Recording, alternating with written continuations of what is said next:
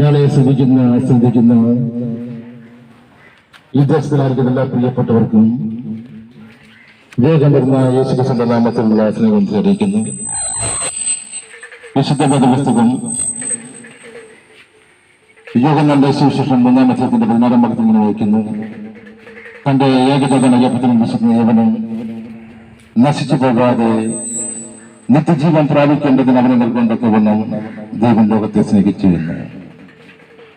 ഒരു കാലത്ത് ഇതുപോലെ പരസ്യമായി യേശുവിനെ ഉയർത്തുന്നത് കണ്ടു കഴിഞ്ഞാൽ കളിയാക്കുകയും നിന്ദിക്കുകയും കല്ലെറിയിച്ച ഒരാളായിരുന്നു ഞാനും. യേശുക്രിസ്തു ദൈവമല്ല എന്ന് പഠിപ്പിക്കുന്ന ഒരു സംഘടനയാണ് എന്റെ പ്രവർത്തനം. എന്നാൽ എന്റെ 20 വയസ്സിൽ രോഗം പിടിപെടുകയും കോട്ടയം മെഡിക്കൽ കോളേജ് ഹോസ്പിറ്റൽ പരിശോധിച്ചപ്പോൾ അത് എയ്ഡ്സ് എന്ന നരകമായ രോഗമാണ് എന്നും ഈ ലോകത്ത് മരുന്നില്ല എന്നുള്ള ഡോക്ടേഴ്സിന്റെ വാക്കിൽ യേശുവിലേക്ക് എത്തിക്കാൻ മുഖാന്തരമാക്കി. 2015 18 വർഷത്തിന് ശേഷം എയ്ഡ്സ് എന്ന രോഗത്തെ സൗഖ്യമാക്കിയ യേശുവിനെ ഒരു രോഗസൗഖ്യദാനപ്രമായി യേശുക്രിസ്തു ഭൂമിയിലേക്ക് വന്നത് നിത്യജീവൻ നൽകുവാനെന്നുള്ള സത്യമായ സന്ദേശത്തെയാണ് ഞങ്ങൾ വിളിച്ചറിയിക്കുന്നത്. അരപ്പാനും വെളുപ്പാനും കള്ളം വരുമ്പോൾ ഞാൻ വന്നിരിക്കുന്നത് സമൃദ്ധിയായി ജീവൻ നൽകുവാനാണെന്ന് യേശു പറഞ്ഞു. സമൃദ്ധിയായ ജീവിതം ഈ ഭൂമിയിൽ നാം ജീവിച്ചു തീർക്കുന്നതല്ല സമൃദ്ധിയായ ജീവിതം. ഒരു മനുഷ്യന്റെ ആയുസ് ഏറിയാൽ 70 അല്ലെങ്കിൽ 80 വർഷക്കാലം നമുക്ക് തന്നിരിക്കുമ്പോൾ ഈ 80 വർഷക്കാലം കൊണ്ട് ജീവിച്ചു തീർക്കുന്നതല്ല സമൃദ്ധിയായ ജീവിതം. ദൈവത്തോട് കൂടെ നിത്യമായ 2ാം ജീവിതവും ദൈവമില്ലാത്ത നിത്യമായ 2ാം മരണം മനുഷ്യനെ കാത്തുവച്ചിരിക്കുന്നതിനാൽ ആ 2ാം മരണത്തിലേക്ക് ആരും പോകാതിരിക്കാൻ വേണ്ടിയാണ് ഇതുപോലുള്ള സന്ദേശവുമായി ഇതുപോലുള്ള ദേശങ്ങളിൽ ഒരുവൻ കാരണമാക്കിയിരിക്കുന്നത്. എന്താണ് സുവിശേഷം? സുവിശേഷം എന്നാൽ മതം മാറ്റുന്ന പ്രകടനമാണ് എന്ന് ചിന്തിക്കുന്ന വിശ്വസിക്കുന്ന അനേകരുണ്ട്. എന്നാൽ സുവിശേഷം എന്നാൽ ഒരു വ്യക്തിയാണ്, അത് കർത്താവ് യേശുക്രിസ്തുവാണ്.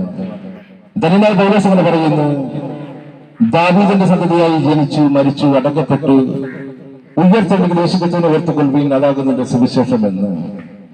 ഈ സുവിശേഷം എവിടെയെല്ലാം എത്തിയിട്ടുണ്ടോ അവിടെയെല്ലാം ഉരുളുമാറുവാൻ വന്നിട്ടുണ്ട്.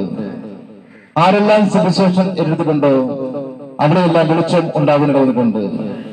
ഞങ്ങളെല്ലാം ജീവിക്കുന്ന ഒരു കാലഘട്ടത്തിൽ പാപത്തിന്റെ പടുക്കയിലായിരുന്നു ജീവിതം ഉണ്ടായിരുന്നു.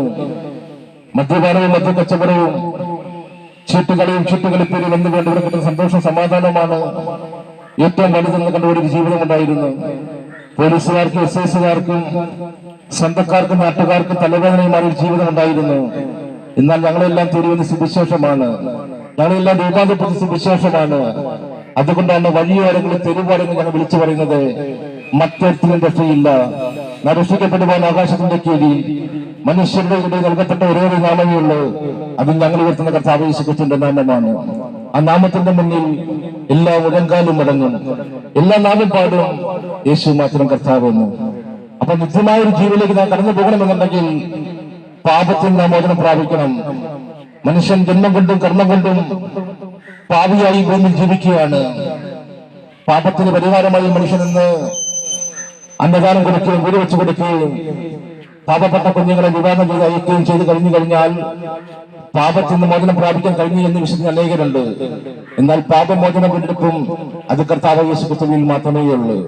അവന്റെ രക്തം സകല പാപത്തിൽ നമ്മെ ശുദ്ധീകരിക്കുന്ന പുണ്യ രക്തമായിരിക്കുന്നതിനാൽ യേശുക്രിസ്തുവിന്റെ രക്തത്തിൽ പങ്കാളിത്തം വഹിക്കാത്ത ഒരു മനുഷ്യന്റെയും പാപത്തെ മാറ്റാൻ കഴിയില്ല എന്നുള്ള സത്യമായ സന്ദേശത്തെയാണ് ഞങ്ങൾ വിളിച്ചറിയിക്കുന്നത്. വിശുദ്ധ വേദപുസ്തകത്തിൽ ചോദിക്കുന്ന ചോദ്യമുണ്ട്, ഒരു മനുഷ്യൻ സകല ലോകവും നേടിയാലും തന്റെ ആത്മാവിനെ നഷ്ടപ്പെടുത്തിയാൽ എന്താണ് പ്രയോജനമെന്ന്. യേശുക്രിസ്തുവിനെ കൂടാതെ നാം ഭൂമിയിലായിരിക്കുമ്പോഴും സന്തോഷം കൊണ്ട്, സമാധാനം കൊണ്ട്, പണം കൊണ്ട്, പ്രശസ്തി കൊണ്ട്, അതിനാൽ ഇതിന്റെ ആവശ്യമില്ല എന്നൊക്കെ ചിന്തിച്ച് ജീവിക്കുകയാണ് എന്നുണ്ടെങ്കിൽ, ഇതെല്ലാം നേടുമ്പോഴും നമ്മുടെ ആത്മാവ് നിത്യമായ നരകത്തിലേക്ക് നിൽക്കുക എന്നുണ്ടെങ്കിൽ എന്താണ് പ്രയോജനമെന്ന് ബൈബിൾ വ്യക്തമായി ചോദിക്കുന്നു. മനുഷ്യന്റെ ആത്മാവിന് മരണമില്ല എന്നുള്ളത് എല്ലാ മനുഷ്യനും അറിയാം. എല്ലാ മതത്തിനും പഠിപ്പിക്കുക എന്താണ് മനുഷ്യന്റെ ആത്മാവിന് മരണമില്ല എന്നുള്ളത്. അതുകൊണ്ടാണ് മനുഷ്യൻ മരിച്ചു കഴിയുമ്പോൾ പ്രാർത്ഥനകളും കർമ്മങ്ങളൊക്കെ നമ്മൾ ഈ ഭൂമി ചെയ്തു കൂട്ടുന്നത്. എന്നാൽ ഈ പ്രാർത്ഥനകളും കർമ്മങ്ങളും ഒന്നും ഒരു മനുഷ്യന്റെ ആത്മാവിനെ നിത്യമായ രക്ഷയിലേക്ക് കഴിയുന്നതല്ല. ഒരു മനുഷ്യൻ ജീവിച്ചിരിക്കുമ്പോൾ നല്ലത് ചെയ്താലും തീയത് ചെയ്താലും തക്കതായ പ്രതിഫലം നമുക്ക് കിട്ടുവാനിട വരും. അതിന് ആയാസത്തിന് മുന്നിൽ നാം എല്ലാം ഒരിക്കൽ വെളിപ്പെടുന്ന സമയത്തായിരിക്കും, അവിടെ വെച്ചായിരിക്കും ദൈവം വിധി കൽപ്പിക്കുക എന്നത് നാം അറിയാതെ പോകരുത്. ഇതുപോലെ സന്ദേശങ്ങൾ വിളിച്ചറിയിക്കുമ്പോൾ പലരും ഇതിനെ കളിയാക്കാറുണ്ട്, നിന്ദിക്കാറുണ്ട്. എങ്കിലും പിന്നെയും പിന്നെയും ഈ സുവിശേഷ സന്ദേശങ്ങൾ നിങ്ങളുടെ കാതിൽ എത്തിക്കുവാൻ കാരണം, അല്ലെങ്കിൽ എത്തുവാൻ കാരണം, നിങ്ങൾക്ക് തന്നിരിക്കുന്ന ജീവന്റെ വില ഈ മുഴുലോകത്തേക്കാൾ വലുതായതുകൊണ്ടും ആത്മാവ് നഷ്ടപ്പെട്ടു പോകല്ലേ എന്നുള്ള ദൈവത്തിന്റെ ആഗ്രഹത്തെ കണ്ടുകൊണ്ടും മാത്രമാണ് ഇതുപോലെ വന്ന് സുവിശേഷത്തെ അറിയിക്കാൻ കാരണമാക്കിയിരിക്കുന്നത്. ആയതിനാൽ പാപമോചനം പ്രാപിച്ചുകൊണ്ട് നിത്യമായ രക്ഷകരായ യേശുക്രിസ്തുവിനെ എതിരേൽപ്പാൻ ഒരുങ്ങുക. ജീവപുത്രന്റെ